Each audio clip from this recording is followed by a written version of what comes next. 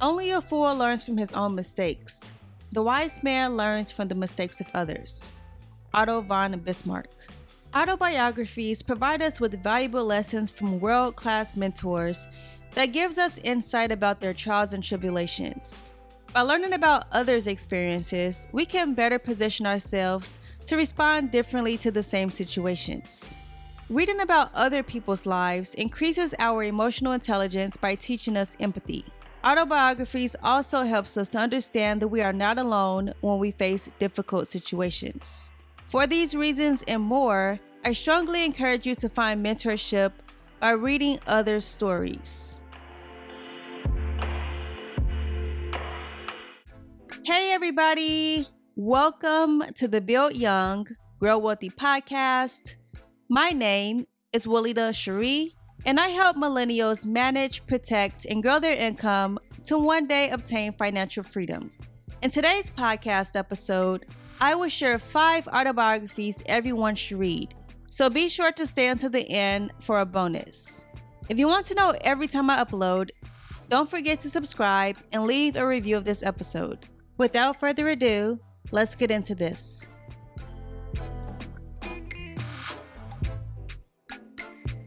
Number 1, Becoming by Michelle Obama. Michelle Obama is one of the most iconic first ladies to ever live in the White House. She takes her readers behind the scenes of what her life looked like growing up on the south side of Chicago, her journey to Ivy League schools, her dissatisfaction with being a lawyer, and of course, what life was like being the wife of the former POTUS Barack Obama. If you think being Michelle Obama is easy, then you have a lot to learn. I spent 19 hours listening to her on audiobook, and I'm 100% convinced that I have no interest in ever becoming a first lady of any country because you essentially lose all of your privacy and freedom.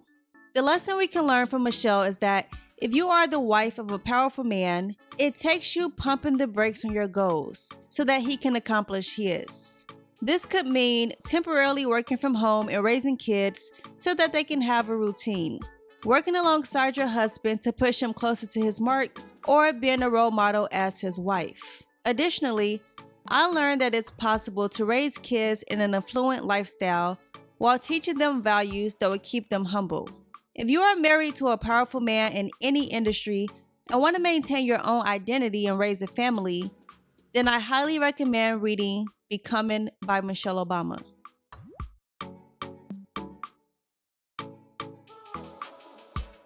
Number 2, The Wolf of Wall Street by Jordan Belfort. I spent 20 hours listening to how one of the most infamous kingpins in American finance created a culture of greed, power, and excess on Wall Street like no one has ever seen before. Jordan Belfort, with his childlike appearance, walked into Wall Street as a naive stockbroker and later created Stratton Oakmont. He tells his story of how he later manipulated stocks, committed fraud, slept with prostitutes, and couldn't live a day without drugs before finally going to rehab to end his addiction. He expressed deep regret for the way he left his first wife for his second wife, even though she was with him when he was dirt poor. He gave us insight into what kind of father he was to his 2 kids and how much they kept him striving to be a better man. We also got to see into his second marriage with the Duchess of Very Ridge and how his drug addiction led her down a toxic rabbit hole, which she eventually ended after she divorced him when he was sentenced to prison. What we don't learn much about from this book is his deep regret for how he stole millions from his investors, nor do we see his deep regret for how he dragged innocent parties into his legal dramas. You won't learn much about how to become a stockbroker from this book, nor does he tell you much detail on how to become wealthy. What you will learn from this book is a cautionary tale of how a lack of workplace morality, fraud, and greed can land you in prison and cause you to lose a relationship with the people you love. A former Strattonite writes this about the book, quote, "The leaders of Stratton Oakmont sold everyone a dream, both the employees and the investors.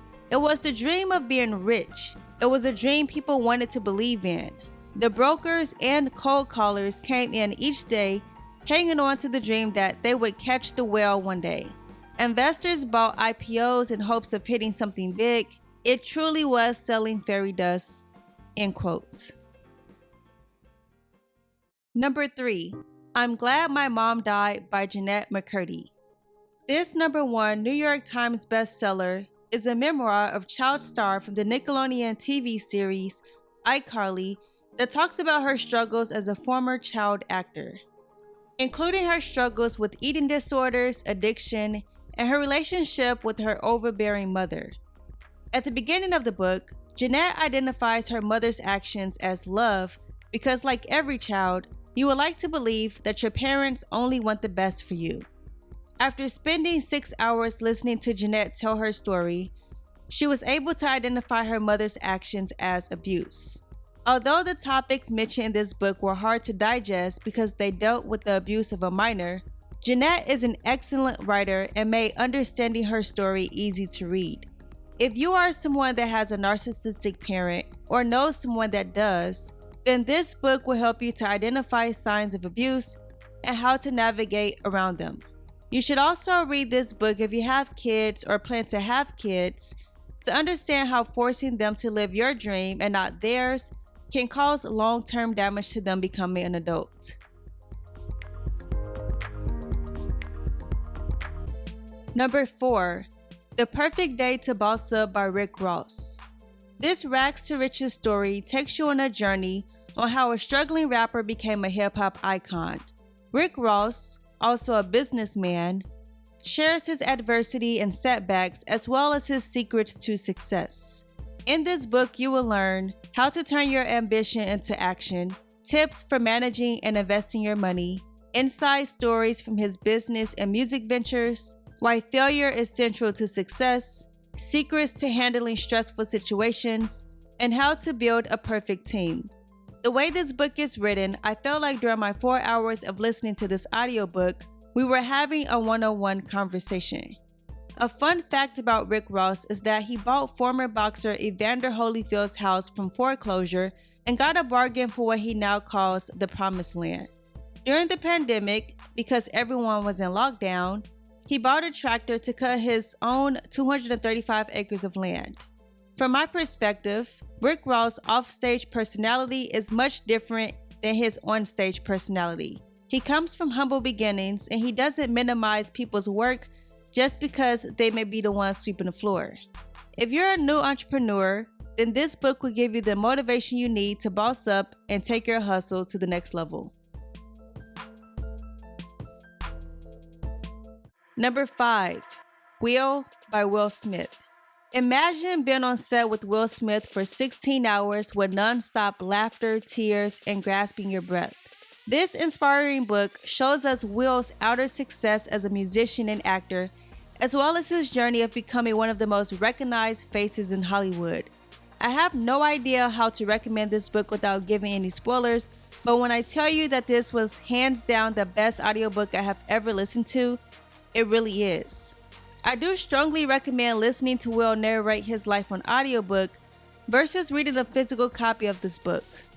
The quality of the production deserves an Oscar. If you think you want to be famous, then you need to have a talk with Will first. His life, while very animated, has many complexities down to the relationship with his father, his failed relationships with women, and his struggle to be Will the person and not the actor. Will's vulnerabilities with his reader can make you want to cast judgment on him. But in my opinion, any man that can be that raw to the public is on a whole new level of self-discovery and self-acceptance. I will tread lightly with my judgment by saying that although I have been a childhood fan of The Fresh Prince, learning more about him makes me so grateful that I'm not in an intimate relationship with him. He comes off as very egotistical, and that's his business. But it truly does take a special woman to be married to a man like him. Reading this book after his infamous slap to Chris Rock gives better insight as to what he struggled with internally for quite some time. If you want to take a deep dive into fame, fear, power, and hope, then you need to read this book. Bonus: The Misadventures of Awkward Black Girl by Issa Rae. Nobody represents introverts better than my girl Issa Rae. For the first time in my life, I have been able to identify why fitting in certain spaces makes me feel, well, awkward. From my attempts to dance at parties with no rhythm, rapping with the boys in my school, wearing unfashionable clothes, getting weird looks for wearing my natural hair, and having a name that I have to explain in order for people to get it, this book resonated so much with me. This New York Times bestseller will have you literally cracking up from cover to cover because she exposes what goes on behind the scenes for a great majority of us introverts. If you want to learn how to make it big in this extroverted world, there's a lot you can learn by spending 4 hours with Issa, learning about how she was able to tap into her creativity and become an actress, writer, producer, and comedian for her shows Awkward Black Girl, a YouTube web series, Insecure, and Rap, both HBO TV series. You don't have to be an introvert to read this book. In fact, if you're an extrovert, this book will better help you understand your introverted friend or lover. More importantly, you will be taken behind the scenes to learn about what it was like for Issa to grow up with an immigrant parent, what it was like growing up in a semi-strict household, and her struggles of finding acceptance being raised in a predominantly white area and then moving to a predominantly Black area. As one reader put it, quote, "This book was wit, humor, emotion, reflection, growth, self-introspection, and cultural appreciation," end quote. And I couldn't agree with them more. I hope you get a chance to read these autobiographies that I've read in the past few months. If you've already read any of the books on this list, what were some of your aha moments? Be sure to leave me a comment. That's all I have for now. Don't forget to subscribe to this podcast and leave me a review. And until next time, I will talk to you later.